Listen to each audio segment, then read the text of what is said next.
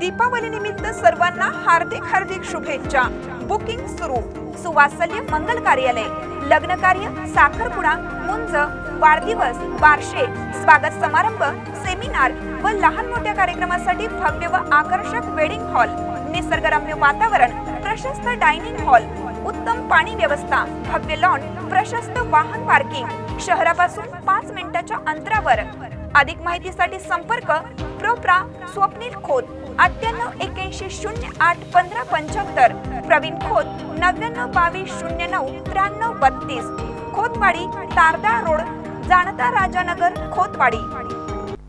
कुरुंदवाडात अंगणवाडी सेविकांच्या आंदोलनाने लक्ष वेधले। डोक्याला काळ्या पट्ट्या बांधून लोकप्रतिनिधींचा केला निषेध। अंगणवाडी सेविका आणि मदतनीसांनी आपल्या मागण्यांसाठी जिल्ह्यातील लोकप्रतिनिधींनी दुर्लक्ष केल्याच्या निषेधार्थ कुरुंदवाड येथील शिवतीर्थ चौकात अंगणवाडी सेविकांनी डोक्याला काळ्या पट्ट्या बांधून खासदार त्याशील माने, आमदार विनय कोरे यांचा निषेध व्यक्त केला। आंदोलनासाठी महिलांनी काळा पोशाख परिधान करून आंदोलनाचे लक्ष वेधले होते।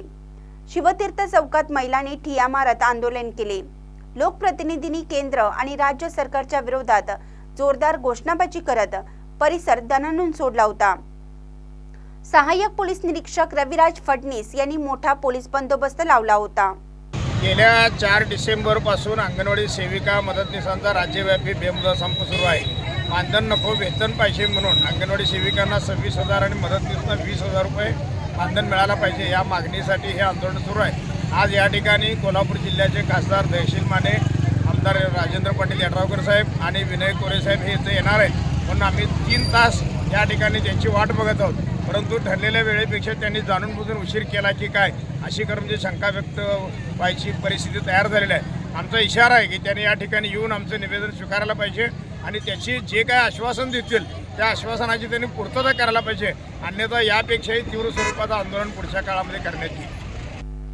दरम्यान खासदार माने यांनी निवेदन स्वीकारून गेल्या 30 वर्षापासून अंगणवाडी सेविकांच्या मागण्या आहेत। माझ्या लोकसभेतील लेखी म्हणण्यामध्ये अंगणवाडी सेविकांच्या मागण्या कधी पूर्ण करणार आहात असा प्रश्न विचारला आहे। येणाऱ्या अधिवेशनात या मागण्यांसाठी लोकसभेत तर आमदार कोरे यांनी विधानसभेच्या अधिवेशनात आवाज उठवू आणि मागण्यांबाबत सरकारकडे पाठपुरावा करून मागण्या मान्य होण्याच्या दृष्टीने प्रयत्न करू असे आश्वासन दिले।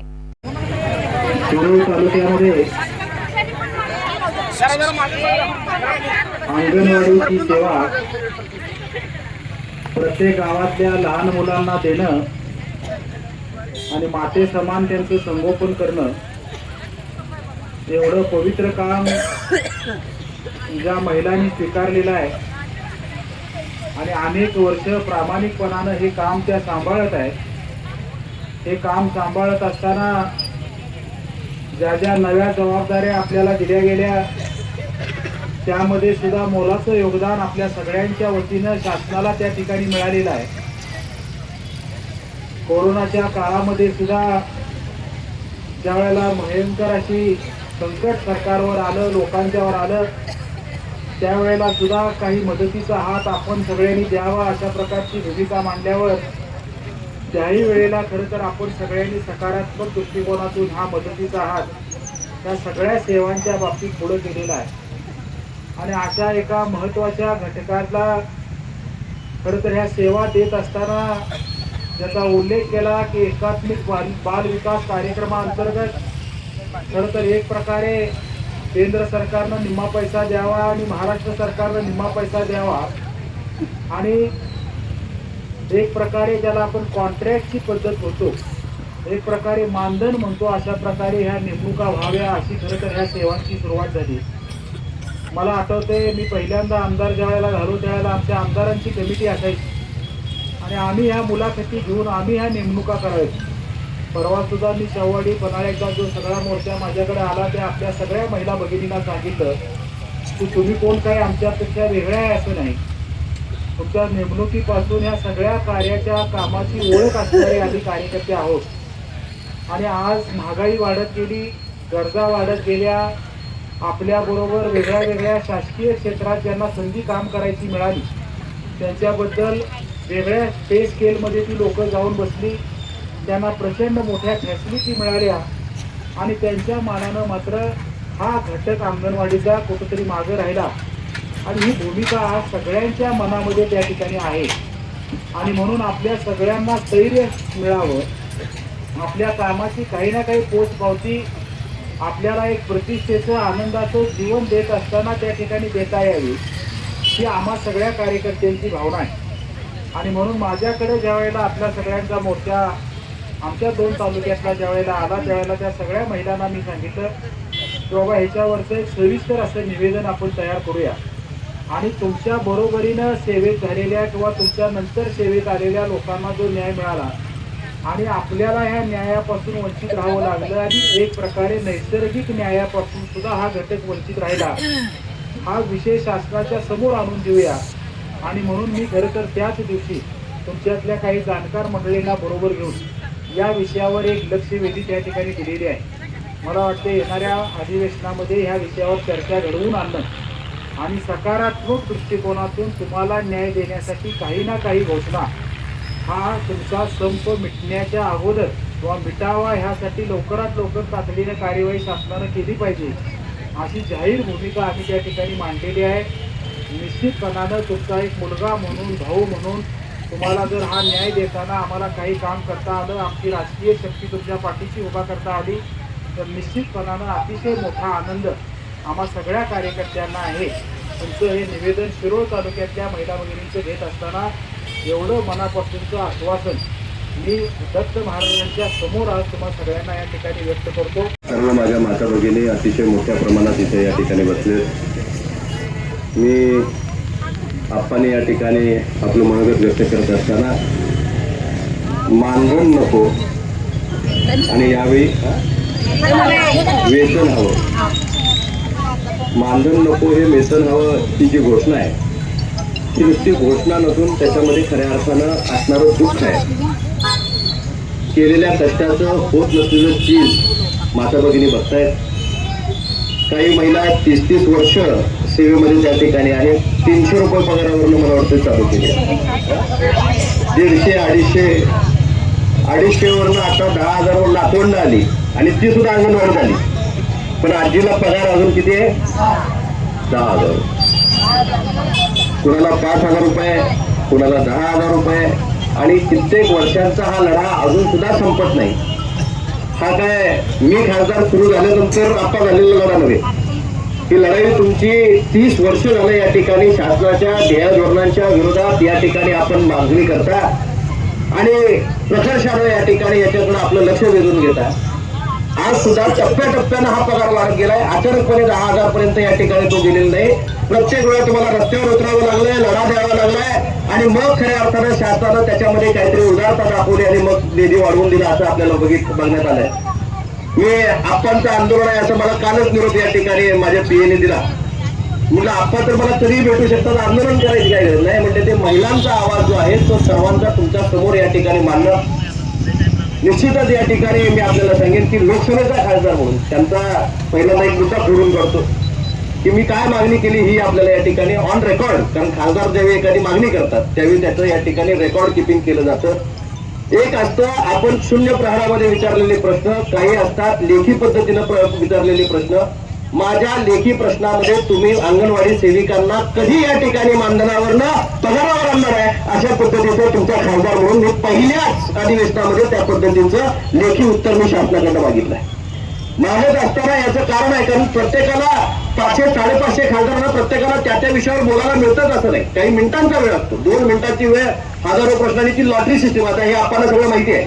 मी मागितलं आणि मला बोलायला मिळालं असं आपण असत नाही. तर प्रत्येक विषयाच्या अनुषंगानं त्या वेळी या ठिकाणी आपण जे या ठिकाणी मागतो ते या ठिकाणी आपल्याला तत्कालीन सभापती हे त्या ठिकाणी परवानगी देत असतात. निश्चितपणे पेन्शनधारकांच्या पासून माता भगिनींच्या पर्यंत सगळे प्रश्न आपण मी जे काय प्रश्नांची मालिका मांडली त्याचं रेकॉर्डच तुम्हाला या ठिकाणी देतो. म्हणजे तुम्हाला लक्षात येईल की कुठल्या कुठल्या घटकासाठी आपण काय काय या ठिकाणी मागण्या केलेल्या आहेत.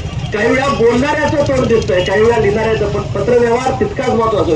शासनाचे तारांकिक जे प्रश्न असतात किंवा या ठिकाणी टेबलवर लेख करायचे असतात ते या ठिकाणी लेखी स्वरूपाचं शासनाला त्याला या ठिकाणी उत्तर द्यावं लागतं. खासदार म्हणून काम करत असताना आपल्या सर्वांची जाणीव मला एवढ्यासाठीच आहे कारण मी स्वतः ग्रामपंचायतीचा खासदार झालोय. त्या ग्रामपंचायतीचा सदस्य होतो, जिल्हा परिषदेचा सदस्य होतो, आणि आप्पांच्या बरोबर अनेक मोर्चांच्या मध्ये आम्ही एकत्रपणे या ठिकाणी महिलांचं काय दुःख आहे हे शासनासमोर तुमचा प्रतिनिधी म्हणून सुद्धा जिल्हा परिषद सदस्य असताना उपाध्यक्ष असताना मांडलं आणि खासदार झाल्यावर नंतर मी ते विसरणार नाही आप्पा. जे दुखणं खऱ्या अर्थाने तुमचं होतं ते माझंही दुखणं आहे. माझ्या माता भगिनी आज ज्या रस्त्यावर बसतात त्याच्यासाठी म्हणून तुमचा भाव म्हणून तुमचा आवाज निश्चितपणे लोकसभेमध्ये येईल आणि तो आवाज येणाऱ्या अधिवेशनामध्ये आता जे चालू अधिवेशन आहे त्याच्यामध्ये तुम्हाला ऐकायला मिळेल. मी या ठिकाणी ग्वाही आजच्या कार्यक्रमाच्या निमित्तानं मी आपल्याला देतो. त्याचबरोबर मी आपल्याला या ठिकाणी सांगू इच्छितो की समाजाच्या व्यथा ही एक दिवसाची लढाई नाही. पगार आता सुद्धा मी मुख्यमंत्र्यांशी येत असताना आमची आज निधी होती. आप्पांचं आंदोलन आहे म्हटल्यानंतर मी त्यांना काय सांगायचं हे मी या ठिकाणी मुख्यमंत्र्यांच्या कानावर घातलं तर त्यांनी मला स्वतः सीएम साहेबांशी माझं बोलणं झालंय. त्यांनी मला आश्वस्त केलं की राज्य शासन याच्यावर गंभीरपणे या ठिकाणी विचार करतोय. संपूर्ण राज्यातल्या 2 लाख महिलांचा हा प्रश्न या ठिकाणी आहे. एका लोकसभा मतदारसंघाचा, एका गावापुरता, एका तालुक्यापुरता हा प्रश्न नाही. संपूर्ण राज्याचं लक्ष या ठिकाणी या प्रश्नाचं महिलांच्याकडे राहिलं आहे आणि निश्चितच एकनाथ शिंदे साहेब असतील, देवेंद्रजी फडणवीस साहेब असतील आणि सन्माननीय अजित पवार साहेब असतील, ही तिघही मंडळी आता अधिवेशनामध्ये या ठिकाणी नागपूरच्या त्या ठिकाणी आहेत. स्वतः सावकर साहेब त्या ठिकाणी जाणार आहेत. अधिवेशन संपायच्या आत तुम्हाला गोड बातमी या ठिकाणी येईल आणि सगळ्या प्रश्नांचं उत्तर देण्यासाठी म्हणून या ठिकाणी मुख्यमंत्र्यांनी घोषणाही करायची ती खासदार करू शकत नाही. जे त्यांच्या स्तरावरचा निर्णय त्यांनी घोषित करायचा तो निश्चितपणे येईल. पण मी साहेबांना सांगितलं की तडजोड करू नका, तात्पुरतं देऊ नका. दोन्ही केंद्रात आणि राज्यात आपलं सरकार आहे. आम्ही भांडायला तयार आहे, आम्ही मांडायला तयार आहे. राज्य शासन आणि केंद्र शासन या दोघांच्या हिस्स्यानं आतापर्यंत या ठिकाणी मानधन दिलं जातं. आता दोघांच्या हिस्स्यानं त्या ठिकाणी कायम पगार देण्याची काय व्यवस्था करता येते यासाठी म्हणून या ठिकाणी आम्ही प्रयत्न करतोय.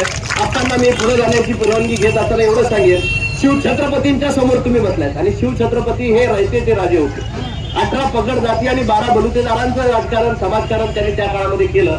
आज शिवछत्रपतींच्या समोर आम्ही दोघंही या ठिकाणी आहेत आणि आम्ही शिवछत्रपतींना विचारांना पुढे घेऊन स्वतः एकनाथ शिंदे साहेब हे राज्याचा या ठिकाणी गाडा हाकतायत. एक सर्वसामान्य कुटुंबात जन्माला आलेला माणूस राज्याचा एक रिक्षा चालकाचा झालेला मुख्यमंत्री आहे. म्हणजे प्रतिकूल परिस्थिती जी घरची तुमची आज परिस्थिती आहे त्याच परिस्थितीतनं आज राज्याचा मुख्यमंत्री तिथपर्यंत गेलाय. त्याच्यामुळे ह्या परिस्थितीची जाण आणि कणव त्या ठिकाणी आले. त्यांची मुलं सुद्धा कुठं या ठिकाणी 5 स्टार शाळेमध्ये शिकलेली नाहीत, ती जिल्हा परिषद आणि नगरपालिकेच्या शाळेमध्ये आणि अंगणवाडीमध्ये शिकलेली मुलं आहेत की जे आज राज्याच्या मुख्यमंत्र्यांची मुलं त्या ठिकाणी काम करत आहेत. मी निश्चितपणे या ठिकाणी सांगेन या सगळ्यांची पोटतिडी त्या नेत्याला त्या ठिकाणी माहिती आहे आणि त्यातनं चांगला निर्णय येणाऱ्या काळामध्ये येईल. मी खासदार म्हणून अजून अधिवेशन संपलेलं नाही, मी प्रश्न टाकायचं काम करतो पण लॉटरी असते आप्पा. मेरा नंबर कब आएगा म्हणून वाट बघावी लागते. त्या नंबराचा या ठिकाणी मी पत्राचं जे मी प्रश्न टाकलाय त्याचं तुम्हाला सुद्धा कॉपी या ठिकाणी पाठवून देतो की तुमचा खासदार तुमचा प्रतिनिधी म्हणून तो प्रश्न तिथं त्या ठिकाणी मांडेल आणि त्या सोडवणुकीसाठी म्हणून या ठिकाणी आपल्याला न्याय मिळवून देण्यासाठी तुमचा प्रतिनिधी म्हणून तिथं काम करेल एवढी ग्वाही आजच्या कार्यक्रमाच्या निमित्तानं देतो. यावेळी जयश्री पाटील, शोभा भंडारे, अंजली क्षीरसागर, दिलशाद नदाब आदींची भाषणे झाली. खासदार माने आणि आमदार कोरे यांना यायला उशीर झाल्याने त्यांच्या निषेधार्थ महिलांनी जोरदार घोषणाबाजी करून संताप व्यक्त केला. भर रस्त्याच्या बाजूला महिलांनी ठिय्या मारल्याने 2 तासहून अधिक काळ वाहतूक ठप्प झाली होती. यावेळी शिरोळ, हातकणंगले, इचलकरंजी, शाहूवाडी, पन्हाळा तालुक्यातील हजारो अंगणवाडी सेविका व मदतनीस मोठ्या संख्येने उपस्थित होत्या. महानकर न्यूजसाठी इजाज खान पठाण, कुरुंदवाड.